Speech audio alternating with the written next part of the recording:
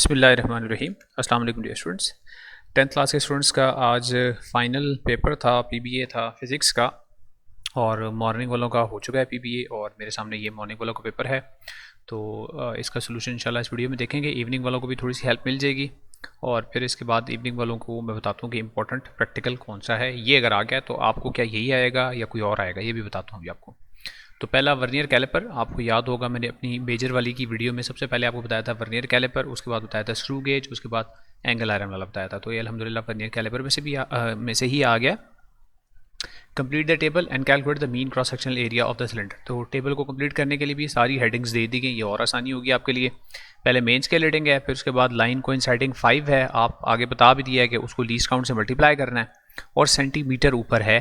तो सारी प्रॉब्लम्स आपकी हल हो गई हैं। 0.01 से इसको मल्टीप्लाई करेंगे तो ये हो जाएगा 0.05। 0.05 इस नंबर को लीस्ट काउंट से मल्टीप्लाई किया, फिर आपने 0.05 को और 3.5 को प्लस कर देना है, तो ये हो जाएगा 3.55। उसके बाद cross sectional area of the cylinder ये फाइंड आउट करना है, और लकीली ऊपर आपको फार्मूला भी दे दिया गया, तो ये तो आपके लिए बहुत ही आसान हो गया।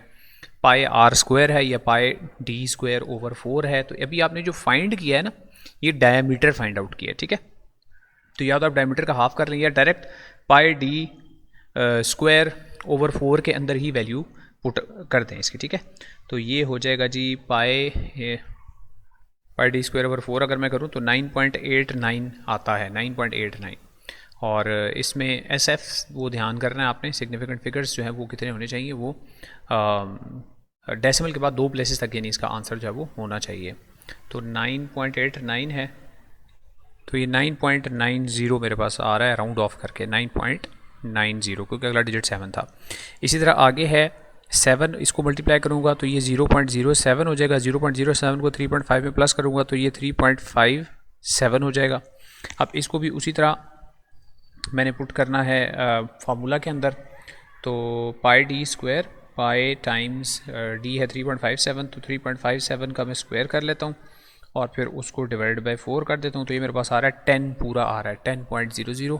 तो मैं ऐसे लिखूँगा 10.00, ठीक है। उसके बाद 9 आ रहा है, 9 को मल्टीप्लाई करूँगा 0.09 आ जाएगा। 3.5 में ये प्लस करूँगा तो 3.59 आ जाएगा। अब मैंने उसी तरह पाई टाइम्स 3.59 का स्क्वायर करना है और फिर उसको डिवाइडेड बाय 4 कर देना, तो ये 11.9 आ रहा है। अब मेरे पास 3 डिफरेंट वैल्यूज़ आ रही हैं, तो 11.94 आ रहा है, 11.95 आ रहा है बल्कि।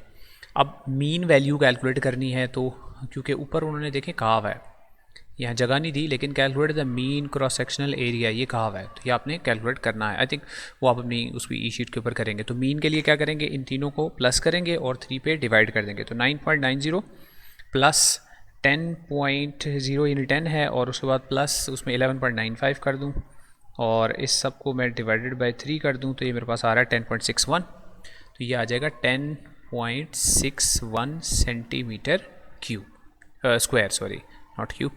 अच्छा, उसके बाद if the instrument has a negative zero error हो, तो of 0.01 how it will be corrected. तो इट विल बी एडेड यानी 0.01 will be added, 0.01 centimetre will be added in total reading. तो फिर आप बल्कि लिख भी दें कि फ़ाइनल जो रीडिंग है सब, या लिख क्या दें, मतलब टोटल रीडिंग में 0.01 सेंटीमीटर ऐड हो जाएगा, ये काफ़ी है। ठीक हो गया, ये पहला प्रैक्टिकल आपका हो गया। उसके बाद दूसरा प्रैक्टिकल सिंपल पेंडुलम का आ गया, ये भी खैर आसान ही है। Following is observation table made by student measuring time period of a simple pendulum using different lens. तो लेंस भी गिवन है आपको। आगे थ्योरेटिकल टाइम पीरियड है 2 pi square root L over G. तो ये एल की वैल्यू यहाँ से उसने कहा है ये वाली वैल्यू ले लें इसमें पुट करके, और पहली पूरी उसने वैल्यू आपको बता दी है कि कैसे कैलकुलेट करनी है। दूसरी वाली में इसी तरह आप कैलकुलेटर पे लिखें 2 pi square root L over G. ये मैं करके लिखता हूँ जल्दी से। अच्छा, पहला आ रहा है 1.35 ये वाला, और इसको मैंने कैलकुलेट किया, ये 1.41 ये आ रहा है। उसके बाद 2 टाइम्स गिवन है, दोनों टाइम्स का आपने मीन निकालना है, दोनों को प्लस करके 2 पे डिवाइड करना है। तो 20.40 में प्लस करेंगे 20.36 और फिर उस आंसर को डिवाइड बाई 2 कर देंगे, 20.38 आ जाएगा यहाँ पर। 20.38 आ जाएगा। इसी तरह नीचे वाली रो को भी सॉल्व कर लेते हैं। 22.41 और इसमें प्लस करेंगे 22.55 and that is divided by 2 and I get 22.48। ये मेरे पास 3 डिफरेंट टाइम्स आ गए। लेंथ को ज़्यादा किया है तो टाइम भी ज़्यादा हो रहा है, ठीक है। फिर उसके बाद टाइम पीरियड कैलकुलेट करना है। टाइम को नंबर ऑफ वाइब्रेशंस पे डिवाइड किया हुआ है, तो 20.38 को अगर मैं डिवाइड करूँगा 20 से तो आई गेट 1.019, 1.02 लिख दूंगा मैं इसको, 1.02। उसके बाद इसी तरह 22.48 जो मेरे पास आया था, इसको भी मैं 20 से डिवाइड करूँगा तो 1.12 आ रहा है मेरे पास, 1.12 आ रहा है। उसके बाद डिफरेंस निकालना है, ये वाला जो टाइम पीरियड है 1.35, इसमें से 1.02 माइनस कर देंगे, ठीक है जी।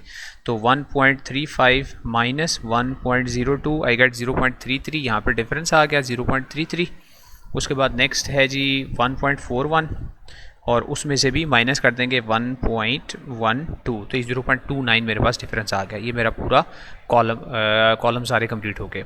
नेक्स्ट है what would happen to the time period of a simple pendulum if the mass is increased 2 times. तो आप इसमें लिखेंगे कि time period remains the same. Time period पे कोई फ़र्क नहीं पड़ेगा, time period will remain the same because, reason क्या है, बिकॉज टाइम पीरियड इज़, अब ये वर्ड ऐसे ही लिख दें, इज़ इंडिपेंडेंट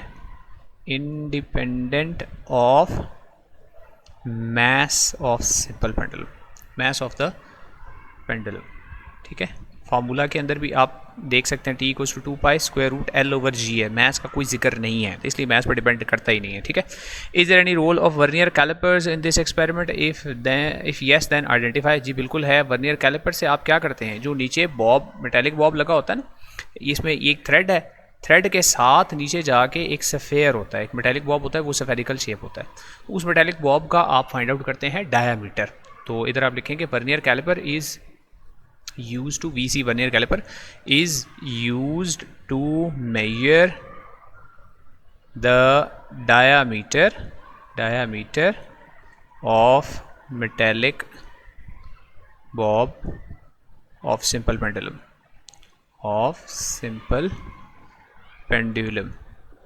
ये आपका सेक्शन नंबर A कंप्लीट हो गया आई थिंक।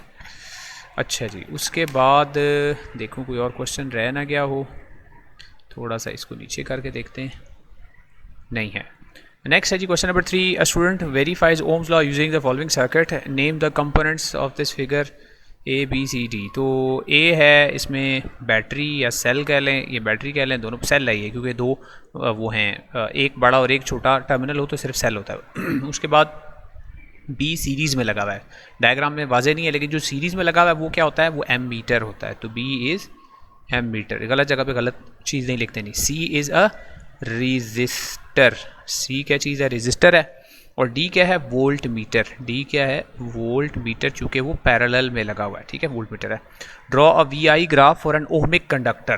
तो ओहमिक कंडक्टर का स्ट्रेट लाइन होता है, ये आप थ्योरी में भी पढ़ते हुए आए हैं कि उसका V और I ग्राफ, I जो है वो V पर डिपेंड करता है, तो I इधर, V इधर, और ये ओरिजिन से पास होने वाला एक स्ट्रेट लाइन ग्राफ होगा। बल्कि उसको आप बेशक ऐसे ले जाएं, इधर बैकवर्ड्स भी ले जाएं तो ठीक है, लेकिन बहरहाल ओरिजिन से पास होने वाला ग्राफ होना चाहिए, ठीक है। अगर ओरिजिन से स्टार्ट करते हैं वो भी ठीक है, यहाँ से स्टार्ट करें, ओरिजिन से स्टार्ट होना चाहिए, बस वो याद रखना है यहाँ से, ठीक है। ये VI ग्राफ भी आपका कंप्लीट हो गया। उसके बाद नेक्स्ट जो है वो आपका एक्सपेरिमेंट आया है, ग्लास लेवल आ गया। Recall the experiment reflection of light through glass slab. Draw ray diagrams when values of angle of incidence I is equal to 0 and I equals to 90. Angle of incidence जो है वो 0 कब होगा और angle of incidence जो है वो 90 कब होगा। अब ये बड़ी इंटरेस्टिंग सी ये चीज़ एक दे दी है कि एंगल ऑफ इंसिडेंस होता कौन सा एंगल है, पहले ये याद रखें आप ज़रा कि एंगल ऑफ इंसिडेंस होता है between the incident ray and the normal, ठीक है। तो नॉर्मल आप पहले ड्रॉ करेंगे ना, तो ये आप नॉर्मल ड्रॉ कर दें, ये आपका नॉर्मल है यहाँ। अब नॉर्मल के साथ 0 एंगल कब बन सकता है, जब रे ऑफ लाइट बिल्कुल ऐसे सीधी नॉर्मल के ऊपर ही आ जाए ऐसे, और जब ऐसे रे ऑफ लाइट आती है तो वो स्ट्रेट थ्रू गुजर के चली जाती है, ऐसे चली जाती है, ठीक है। नॉर्मल के ऊपर ही वो रे ऑफ लाइट और वो एंगल ऑफ इंसिडेंस 0 ऐसे आ जाती है, ठीक है। अच्छा, अब दूसरा जो आपने ड्रॉ करना है, angle of incidence is 90 degrees. तो 90 डिग्री एंगल ऑफ इंसिडेंस का मतलब है कि एक रे ऑफ लाइट ऐसे आई है और ये इसकी जो सरफेस है इसके ऊपर ही रहते हुए वो रे ऑफ लाइट जो है वो आगे चली गई, ये मतलब है इसका, ऐसे, ठीक है। यानी इसको आप एरो लगा के बता दें। ये आप देखें एंगल कौन सा है, एंगल ये है इंसिडेंट रे और नॉर्मल के दौरान, ये 90 डिग्री एंगल हो गया, ये angle of incidence. Ray of light ऐसे आई, ग्लास मेंटेन नहीं हुई है, इसी लाइन पे आगे चलेगी। तो ये दो आपकी डायग्राम्स हो जाएंगे, ठीक है। बड़ी ऑड सी एक क्वेश्चन दिया लेकिन बहरहाल आ गया। Calculate the refractivity of glass if I is equal to 40 and R equals to 25, तो एन इक्वल्स टू होता है sine angle incidence of over sine angle of refraction. तो आप इसको करेंगे जी sine of 40 degrees and you divided with sine of 25 degrees, तो ये आ गया 1.52 आपका रिफ्रैक्टिव इंडेक्स इज़ 1.52। ठीक हो गया जी। ये आपका मॉर्निंग वालों का जो है वो कंप्लीट हो गया। अब इवनिंग वालों के लिए इंपॉर्टेंट बता दूं, इवनिंग वालों के लिए अब चांस है स्क्रू गेज का प्रैक्टिकल आ जाएगा, ठीक है। तो उसको ज़रा ध्यान से करके जाना। वैसे टेबल शेबल आया हुआ तो उसमें उम्मीद आ जाएगा टेबल। और उसके बाद सिंपल पेंडुलम की जगह पे हो सकता है कुछ चेंज हो जाए, और ये जो ग्लास लैब वाला है इसकी जगह पे क्रिटिकल एंगल वाला करके ज़रूर जाना है, ठीक है। और हो सकता है रिपीट भी हो जाए, ये ओम्स लॉ वाला रिपीट भी हो जाए आपके पास इवनिंग में, ठीक है।